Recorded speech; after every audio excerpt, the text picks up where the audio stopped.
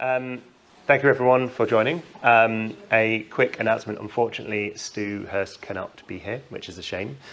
Turns out being a CISO comes with certain duties that make commitments like this sometimes hard to keep, but you've got Gary and I that are going to be filling in his section with our wisdom that he agreed with and thought was better than his material anyway, so it's going to be fine. Gary? Yep, my name's Gary. So I'm a senior security engineer at Trustpilot now. Prior to that, I was at Skyscanner for 4 years, so you may have seen me at previous digits representing them. I actually directly report to Stu now at Trustpilot. So I look after security operation, prevention, detection and response. So trying to stop us from going through incidents is the day-to-day, building out the kind of platforms that we need to do that. So we'll dive into this today. Yep.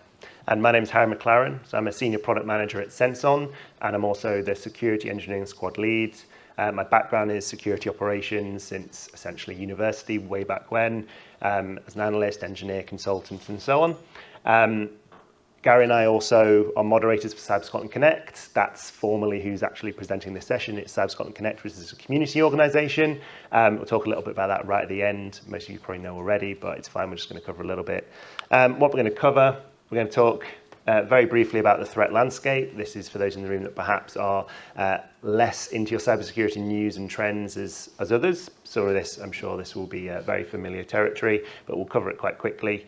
Gary's going to then take us through the part that's called starting from scratch. So from his perspective in some of the grassroots initiatives and as you start to transition and mature security operation programs. I'm going to cover bulking out, which is really going to be about what are some of the emerging trends in that area. Some again will be familiar, some maybe not, and some of the things that you should be looking into if you're looking to mature your cybersecurity operations. And then finally, the section that Stu was going to cover, reporting to the boss, of which he is a CISO, so he is the boss. We're going to jointly wing and talk you through from our points of view of things that are valuable and things that are less valuable from a reporting point of view in security operations, and then we'll have hopefully some time for questions. Speaking of, if you think of questions throughout and you maybe don't want to wait to the end in case they get missed, or you perhaps just don't want to ask a question verbally in this session, Slido can be used, slido.com. SecOps is the code. If you trust me, feel free to use the QR code. If you work in security, don't trust me. So the threat landscape, these are the top 3 things I think about and that many of my team think about. Top one is ransomware. You'll have heard about this. You may have experienced it, hopefully not. But fundamentally, one of the key trends that's forcing this is the democratization of threat. So this is where adversaries and bad actors get access to very advanced tools. So an example of this would be the Eternal Blue exploit kit that was developed, believably by the NSA. Who knows? It was the NSA. And this got leaked. They left it on a staging server of some form. It got leaked. And then this was the exploit that WannaCry leveraged. It was the exploit that NotPetya leveraged. NotPetya did something in the region of $600 million worth of damage globally, as it was essentially, it was kind of ransomware-esque. But, absolutely devastating because it weaponized a nation state piece of code. Now, the problem with that is that's becoming more and more common, and whether that's nation states or expert criminal organizations, these tools are stolen, they're shared, or they're leased in ransomware as a service platforms, where you literally combine access brokers, people that sell access to networks, with clever ransomware software, and you can literally go, I'll buy a license to compromise 10,000 people. And then it will orchestrate setting up of Bitcoin wallets and all this kind of stuff, and you just sit there raking it all in. So, because unfortunately the cost to entry into these kind of attacks is much, much lower than it's ever been, that's why it's one of the top risks from a threat point of view. Third-party compromise, there's massive ones at the moment like SolarWinds and Okta over the last 3 years. I think SolarWinds just lost its lawsuit against its shareholders for that, and there's more coming, unfortunately. But this is essentially where people you trust don't necessarily take cybersecurity as seriously as they should, or they're simply victims to advanced attacks that they couldn't have prepared for, although you can debate that point, I guess. And then finally, insider threat, and I've put remote workers there because, again, during the pandemic, the shift to remote working led to a lot of trade-offs being taken to keep businesses operating, not always with adequate security controls in place. And so these are some of the things that we think about in security operations amongst the 9,999 other things we think about, but these are some of the key driving forces to some of our decisions. One thing we thought we'd do before we go into deploying, maturing, and reporting on security operations is just kind of get to not exactly a definition, but just make sure we're all operating on a similar understanding. Security operations, SecOps, the blue team, SOC, which stands for Security Operations Center, describe a collection of things that are roughly similar. Again, you can debate around the edges, but generally speaking, that's the same. And there's four main responsibilities. It's to prepare, so to prepare your defenses, to detect threats when they occur, to respond to incidents when those detections are deemed to be true, i.e. it is an actual threat, and then fundamentally to facilitate recovering the business. So during an incident or during some form of breach, to maintain business operations or to support the business in maintaining business operations.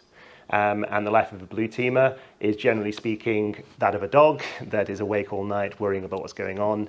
Those of you that have worked in security operations centers, especially shift-based ones like I have, that is true to life, unfortunately, although it doesn't cover eating microwaved tuna pasta at 1 a.m. for lunch. Gary. I mean, I have the dog as well, so the dog keeps me up as well as the security alerts, so it's not a great combination. I want to give an example to kick things off, right? So I come from, my degree was from Abertay, right? So shout out to anybody from there, which was ethical hacking and countermeasures, right? So thinking like the attacker. But generally the types of jobs that you end up doing for that type of thing are very much contracted, or your bug bounty hunting. They're very much on demand. I'm much more interested in protecting businesses, right? And I don't want to particularly talk about the businesses I protect because they generally won't apply to a lot of the businesses you work in today, right? Every single time I do these talks, someone comes up to me afterwards and goes, yeah, but I work at X company. Someone come up to me in one in London and said, hey, we build houses. I'm to secure their business. How do I do this, right? None of what you've just said applies to a bunch of builders who have mobile phones and laptops out of pickup trucks. So I'll give an example here that might take from a very close example, the Norwegian company called Fjord there, who had all these trucks or cars sitting that need software updates, right? But you're the security engineer, you've come in and you have a bunch of assets. They can be cars, they can be buildings, they can be machines. And in essence, you're asked, just secure us. Because security teams are hired just to get rid of security problems or to handle security problems, or so they don't have to handle security problems. This is where you end up in a position where you walk in and there's a car park full of issues, right? Some of them don't have engines, they take huge amounts of time to deal with, and realistically you've got 40 hours a week. Now, as you go on and you go through the process of figuring all this out, which ones need updated, which ones have faults, which ones maybe don't even have engines, or which ones have sat there for so long that they've rotted away, you might see how this applies to machines and software. It's a very good parallel to it. This is where you need to then start pitching for systems or for people, right? There are only so many things in life that we can do, and we either need more people or more time to be able to fix them. And very much this is the kind of challenge that you have, which leads me to projects. This is my actual graph. This is what I call the SecOps graph of pain. Internally, I call it the Gary graph of pain. This is every single team that I work with, who are the circles. Each of the diamonds are basically products, and then each of the blue points are kind of overarching projects that I need to work on. That's going back to where Harry was talking about prevention, detection, response, and recovery. This is pretty much all just prevention. These are teams that have demands of me as I come in the business. So where I joined the business recently, just over a year ago now, I was the first security hire. That means everything, cloud, app, everything was coming to me. And all these teams were knocking on the door asking quite complex problems, quite complex questions. You don't always have the answer, you don't always need them, but you definitely need to be able to adapt on your feet and learn and pick it up. That might mean that you come back to them in weeks, that might mean you come back to them in hours, that might mean you take a couple minutes and come back to them because you know that it's not something you should dwell on. But these on the right-hand side are just some of the things that get landed on my plate, and well, they'll handle it. Because the cloud and the app side of things, and even the information security risk and the policy teams, we have a lot to do third-party due diligence. If you think of the way our platforms, both the companies I've worked for have a large B2B footprint. They work with hundreds of airlines or hotel providers, or in the case of the one I now work with, any business that wants to collect feedback. That's a pretty big customer base and a big opportunity, but in a lot of ways, integrating with their systems is sometimes a risk, and they want the same confidence in the reverse. But these are quite complex projects in their own. Detect and respond in itself is a huge platform, and normally a huge purchase that you have to make, a huge capital investment, as well as time. Getting these things right while investing the minimal amount of time so that you've got that momentum is really challenging. Unfortunately, I don't have all the answers, but I'm still here. And as Stu would say if he was here, he's still got his hair, so he's probably managing it well enough. I'm not sure about that, but that's the way it is. But really prioritizing these projects and making sure that when you bring in tools that are relevant, that the business can take them and run with them is quite important. A lot of this you have to kind of do just in time and just enough, which was kind of phrases we were talking about earlier. So when you're delivering alerts or information to people, it's just enough information. When you're telling people that something's not right, giving them the ability to act on it at that time. You almost need to kind of tie everything up in a nice bow at the exact moment that you are, because you know that you're going to be dragged off to work with another team, and that cognitive switching, that cognitive load will wear you down or colleagues down. It's one of the biggest things. Alert fatigue is one thing, but I would definitely say the cognitive load and switching over projects and understanding how they all interact is probably a bigger thing. Which brings me neatly on the friends, right? You can't do this without them. Just because you don't have a big security team doesn't mean that you don't have friends in the business. I talk about social credit and building that social credit, and that's not manipulating people to owe you favours, but it's going out of your way to work with teams across the business. So all those teams previously, the risk teams, the IT operations teams, the availability and security reliability engineering teams, I'm working with them on their projects so that when it comes round to my projects, we have an understanding and a relationship in place, that we have an understanding that we're working towards the same goals. That's not manipulation, especially when you join a business. You will have more discovery time and free time available. Unfortunately, what happens is as you grow over that time, over that 6-month period, if you still are the only person, you will have a reputation for being helpful and they will chase you down. So at that point, start recruiting people. Is kind of the other piece to it. And we've done that and built our team out.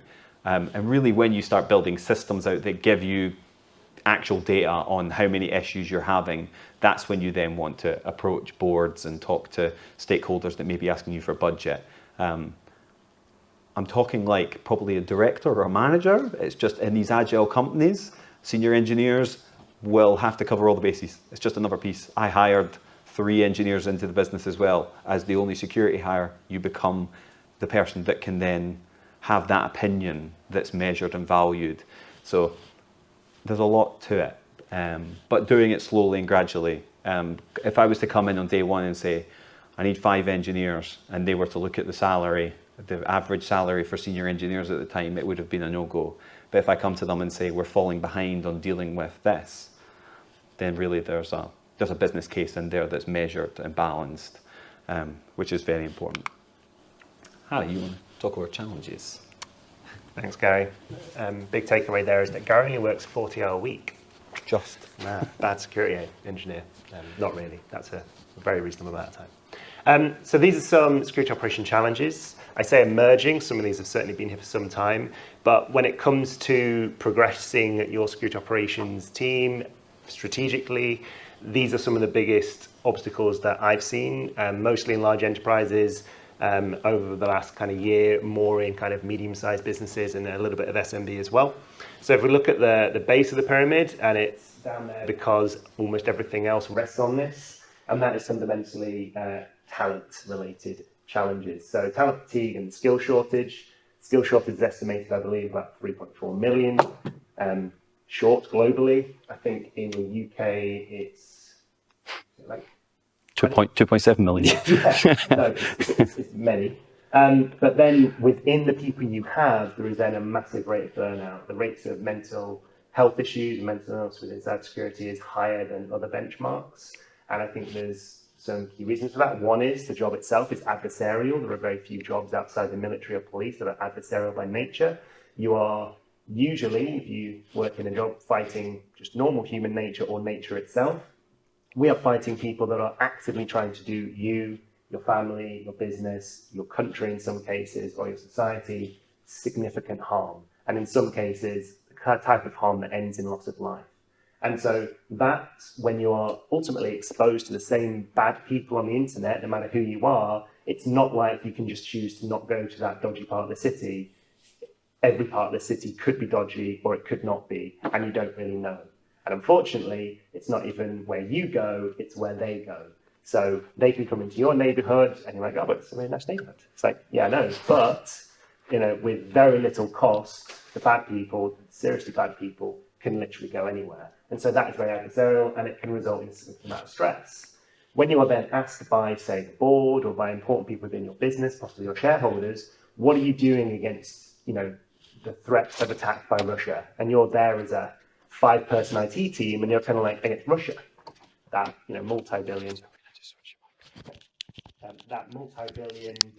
there we go.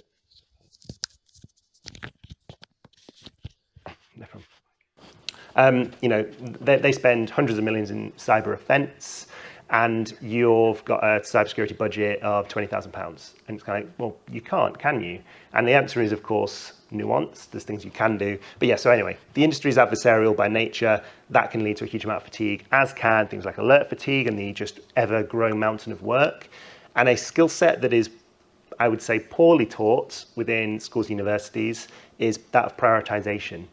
So we cannot do everything, and being quite radical about that and understanding what you can use to prioritize is really important, which we'll get to in the next slide. So next big challenge is detection gaps and the slowness of threat detection. So who here is familiar with MITRE ATT&CK, which is essentially a knowledge repository?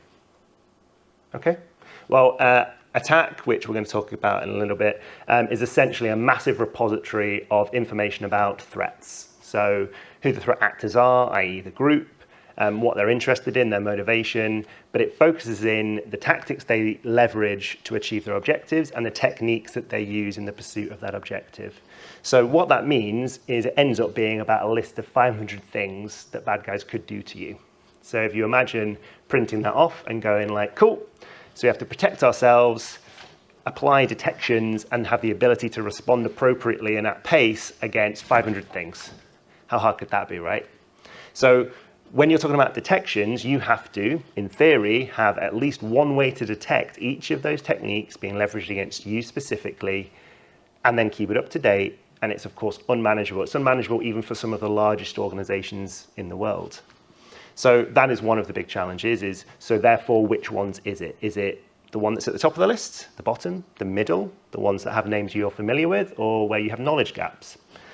And then slowness. So detection slowness is often measured in things like mean time to detect. So that is from essentially the activity being monitored by some form of system to the point that a person, or in some cases an automation, is aware of it. This can average out to be an hour with some technology stacks, easily. In some, it can be much longer. In some of the public clouds, what a lot of people don't realize is a lot of the logging systems that they provide, they don't even guarantee how long it might take to generate that telemetry. So AWS might have changed, but I think VPC flow logs, which is essentially network telemetry, at one point said it could be up to 40 minutes. Now, if you're depending on that being timely, complete, and ready to detect a threat, it's possibly in that case, and they may have changed it, 40 minutes until you even know there's a problem before you can even take action. And many organization systems are much longer than that. So you've got a slowness problem. Number two, inadequate response capability, the ARTA, the detection and response coupling. When something goes wrong, can you do something about it? We talked about mean time to detect. Okay, good. You know there's something wrong. Does it matter if you can't do anything about it? If you're told there's 30 things going wrong and you can only act on one of them, well, that's 29 things you have no responsive capability. And that could be because of people, you don't have enough. It could be because of skill set, they're not trained or skilled in the areas they need to be. But often it's due to preparedness. So standardizing playbooks. So if ransomware is important to you, okay, have you done a tabletop exercise to say, so ransomware's just come in and nuked most of our endpoints or servers, what are you going to do?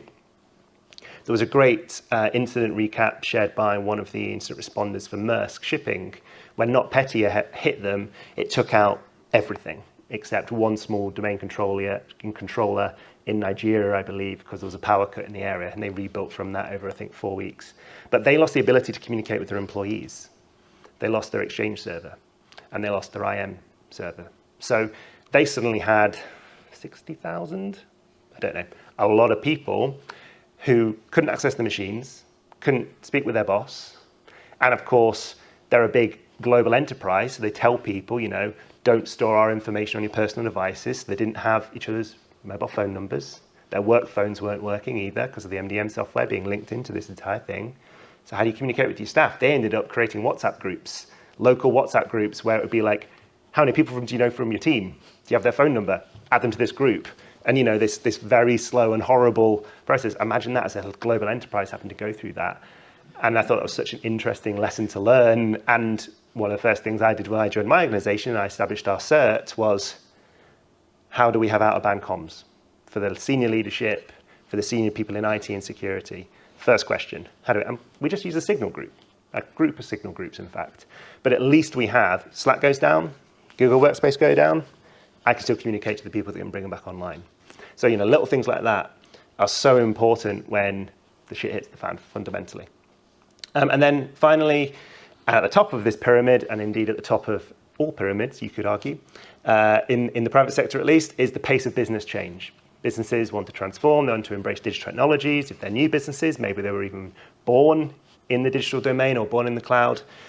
The pace of which they can change, whether that is releasing code, whether that is going into new markets, whether that is publishing automated marketing messaging on LinkedIn, all of these things present challenges. They present challenges across the rest of the pyramid and, of course, many other places, because everything happens so much faster. So when something goes wrong, it tends to happen a lot faster as well. So what are some of the things you can do about it? This is not exhaustive, but these are some technical and slightly less technical components that when I think about scaling security operations, you can think about. We'll also happily share the slides. There's nothing confidential in here, just hopefully some interesting best practice. So first and foremost, starting with your information, with centralizing your information model. This is actually harder than it looks, especially with diverse tool sets. But fundamentally, do you actually know what telemetry, which are essentially the way you can detect a thing changing throughout your entire digital estate or your attack surface? Do you actually bring that either into a central place, or do you distribute the way it's managed in a way that means you can address it in a standardized way? That was a long sentence. And do you then check its health? So whether or not you're centralizing to a big data solution, or whether you are distributing the ability to query multiple ones and bring it back into a central table in a BI tool, however it is you're using it, could even be a spreadsheet, dare I say it, but fundamentally, do you actually understand the information requirements you have, where you're going to gather it from, and then wherever possible, standardize it? In the detection response space, this is going to be things like processes, ports, sockets, user IDs, file hashes, et cetera, et cetera.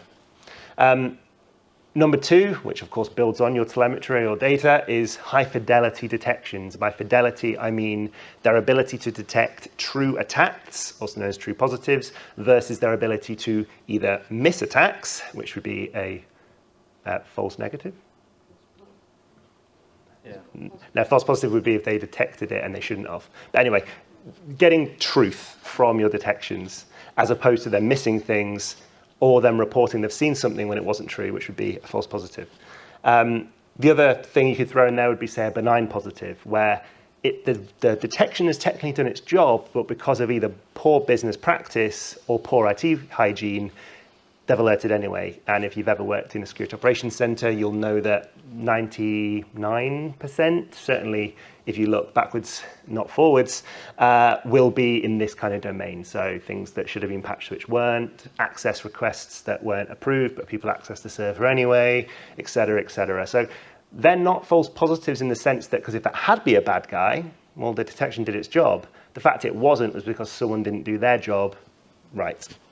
Okay, so high fidelity detections, and I mentioned attack, which is in the bottom left, so that's the ATT-AC. The counter to that is a relatively new model called Defend, also by MITRE. And Defend is essentially a way of mapping your countermeasures. So that's not just detections, but that's also the way you might deceive attackers and prepare for them. So they are the ways, your security controls in some sense, that you prepare to combat attacks. So those models work in parallel to essentially allow you to think adversarially, how am I going to be attacked, but then to think defensively, how would I counter those attacks if they happened? So you need high fidelity detections. Number 3, contextual automation. I'm not a big believer in the true marketing of like the SOC being completely autonomous. I am a believer in using automation where it's appropriate. And one of those places I think is most appropriate is in adding context for a human to make a decision. And if you get that to a high enough level of maturity, then the person making a decision might be a computer in time. But rushing to that end state before you can do the intermediary state usually results in millions spent and no quality delivered. So contextual automation, organizational content, know thyself, what are my assets, what are my identities, and when there's some form of detection or incident, being able to enrich that within your incident management tool, your workflow tool, whatever it is. Threat context is, we believe that this is this type of attack, and it maps to the attack knowledge repository, which is a great resource, and it pulls all that in. And so you can go from this asset owned by who is in this group, they're an admin, this is their manager, they are not on leave, has been seen doing this activity on this asset, this computer, which belongs to them, and we believe they're being attacked in this way, and this is what you should do about it. Now, that, if you're bringing in your central information model and you've connected that up, that shouldn't be too difficult to pull into the same interface. I'm not saying it's easy, but it's actually not as complex as it might sound. It's just a hard problem to solve when you don't have a CMDB, when you're not able to bring contextual sources of information into your case management tool, etc. So it's hard, but not complex.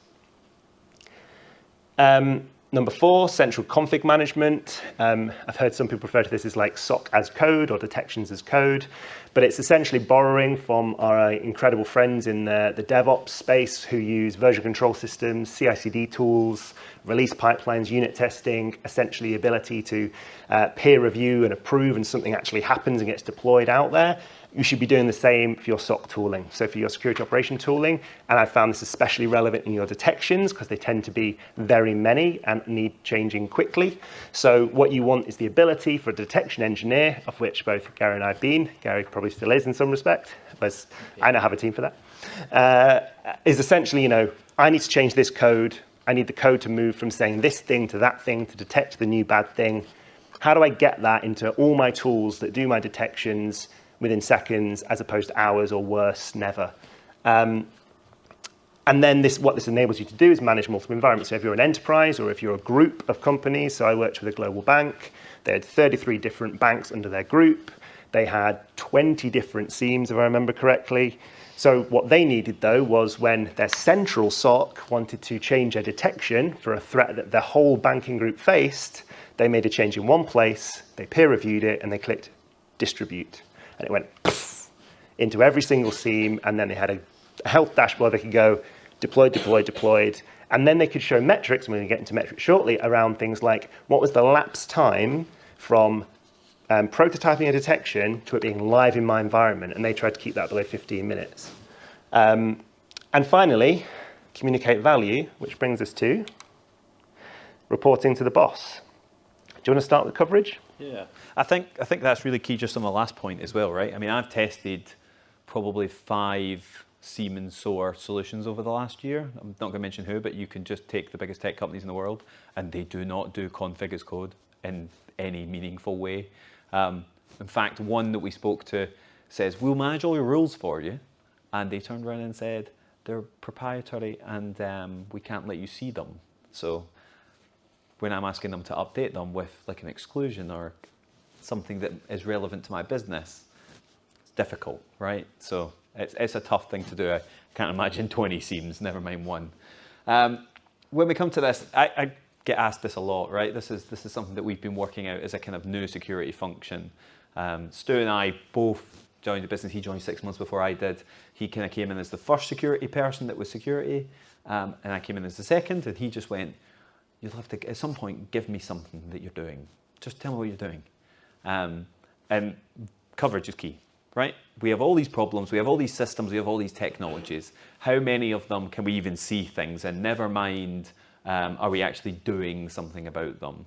If we get broken into, can you tell, right? Coverage is just the number one.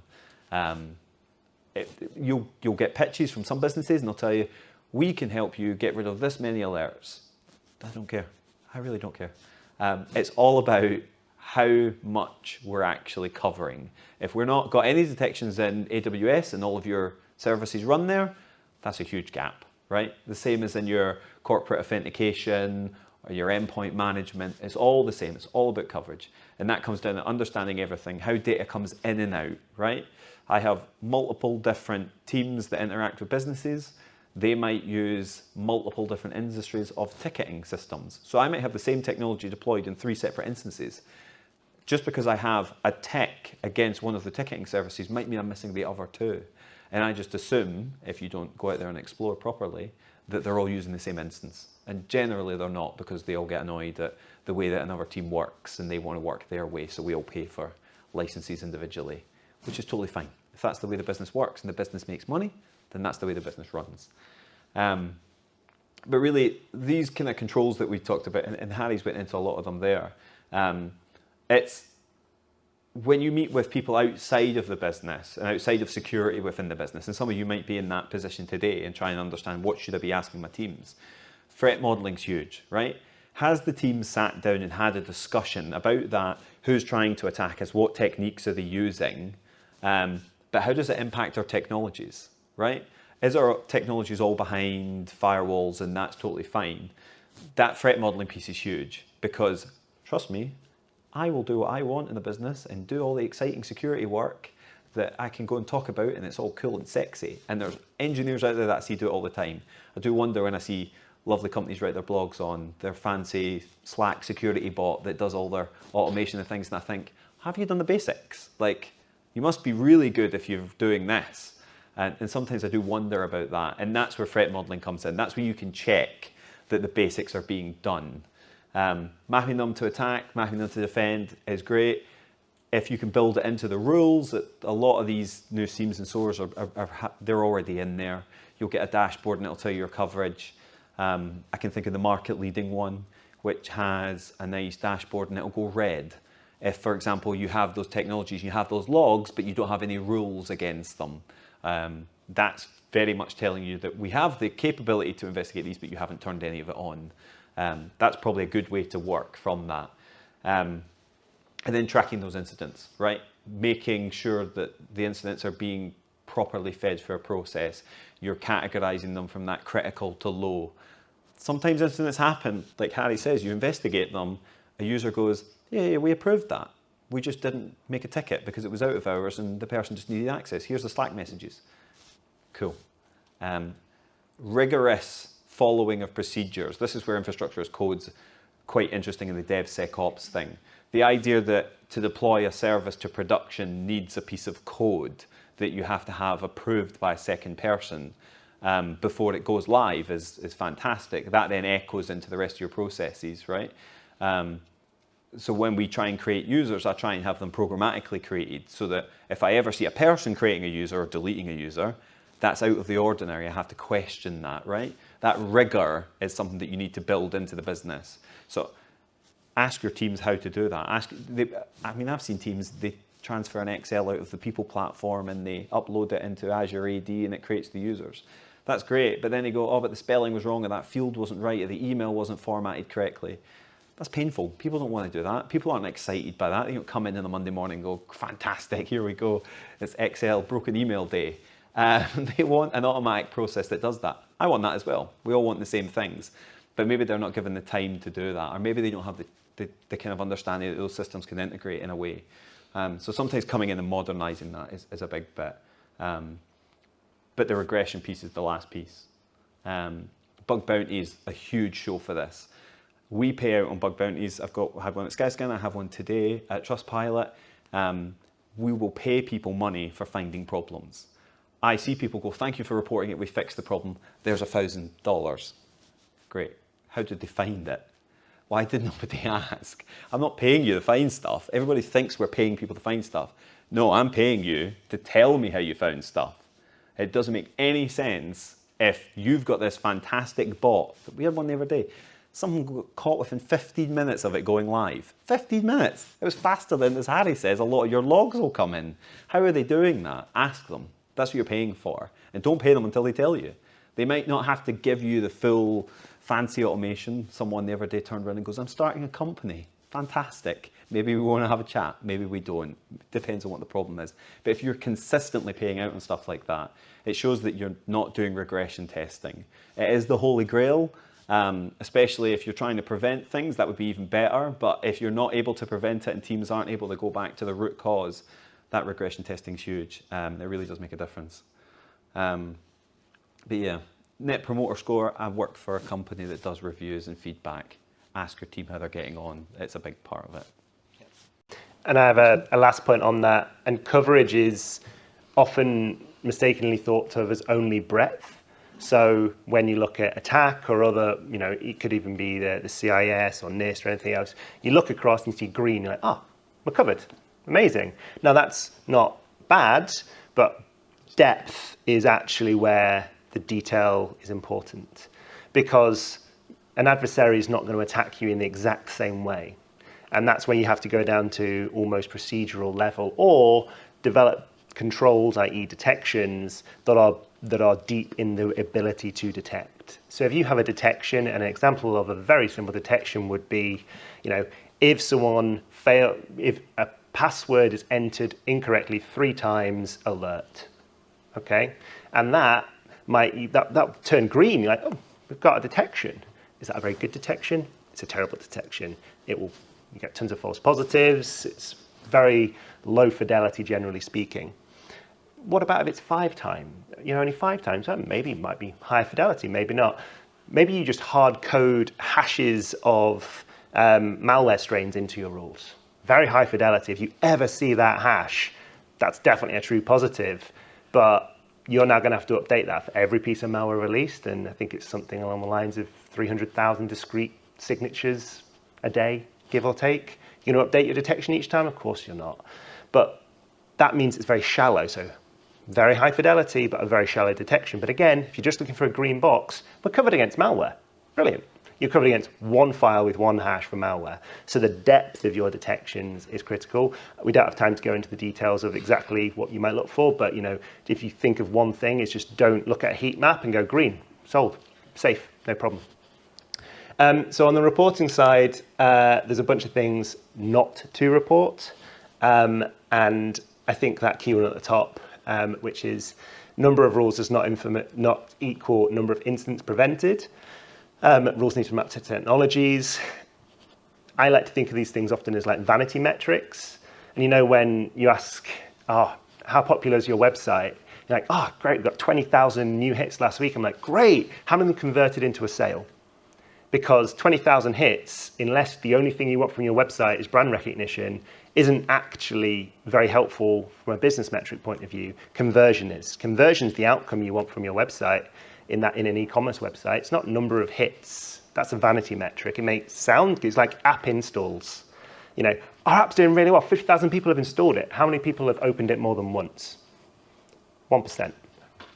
More impactful metric then. So app growth, 20,000%, app usage, 1%. One thing tells you about business, how the business is actually performing, and the other tells you a vanity metric that you can put in a slide that means virtually nothing. And so when it comes to cybersecurity, that's what I always think in my head, is what does this actually mean? So 20,000 alerts last month. Whoa, were we busy? This month, only 10,000. Oh, so you weren't very busy. Well, no, because alerts aren't. It's not like a standard, isn't it? If you give these to people that don't understand, they're going to go, well, but more's worse, right? Well, no, more could be better because we might have improved our controls. Explain that to me. Uh-oh, we've maybe stuck our flag on the wrong hill. Similarly with things like vulnerabilities, 70,000 vulnerabilities went up to 90,000. You're doing a bad job. Well, no, the digital team deployed 30,000 unpatched servers. That wasn't my fault. We've actually patched loads of servers this week. Well, that number went up. It means you're doing a bad job.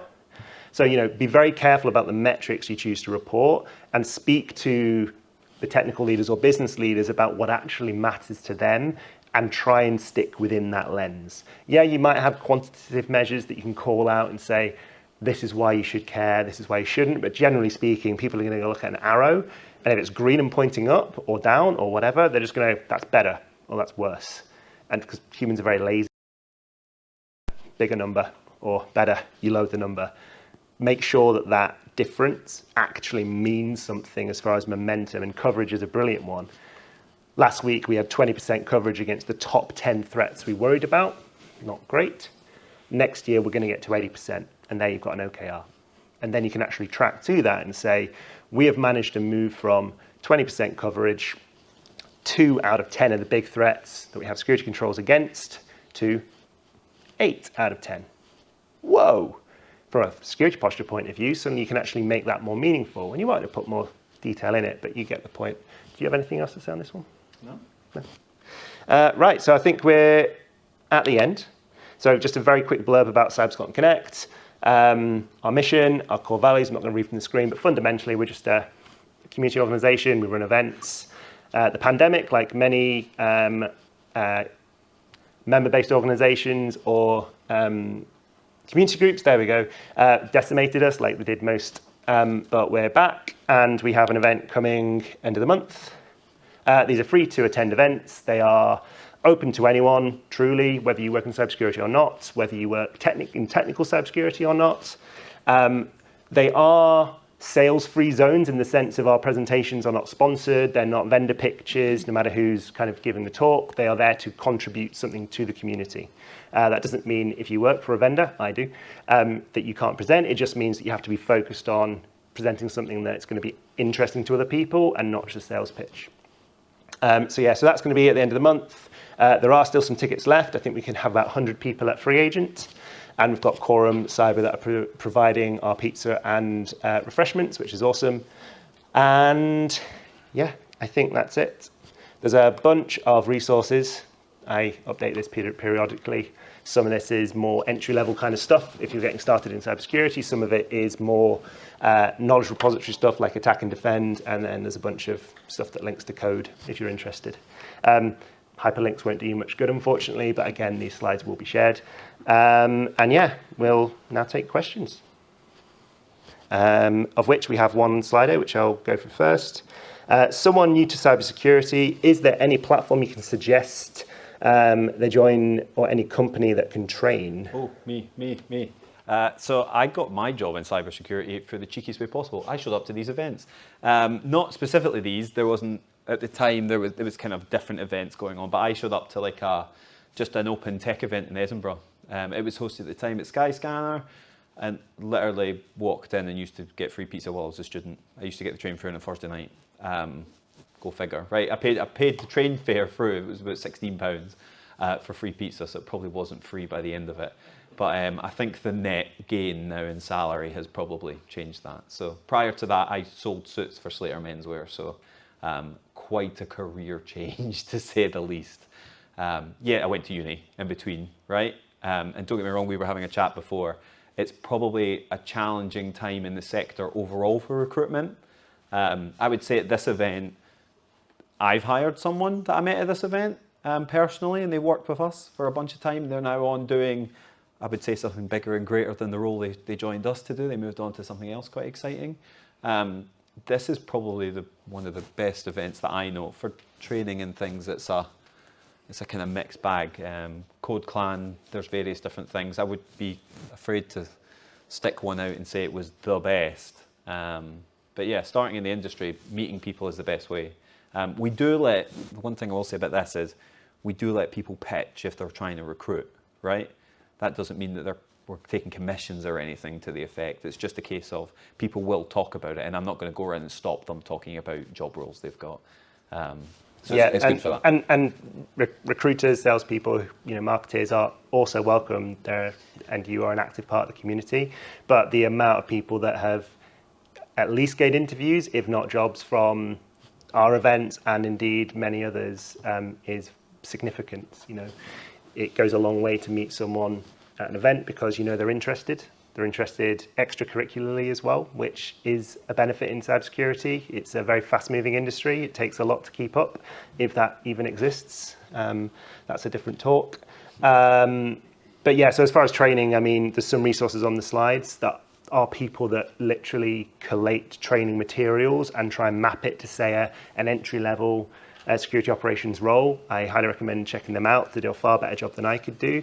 There are obviously formal routes through universities and colleges. There's boot camps like CodeClan and others where it's more of a, there's Cyber First from CompTIA as well, where it's kind of like, I think, 3-4 months of just really intense learning.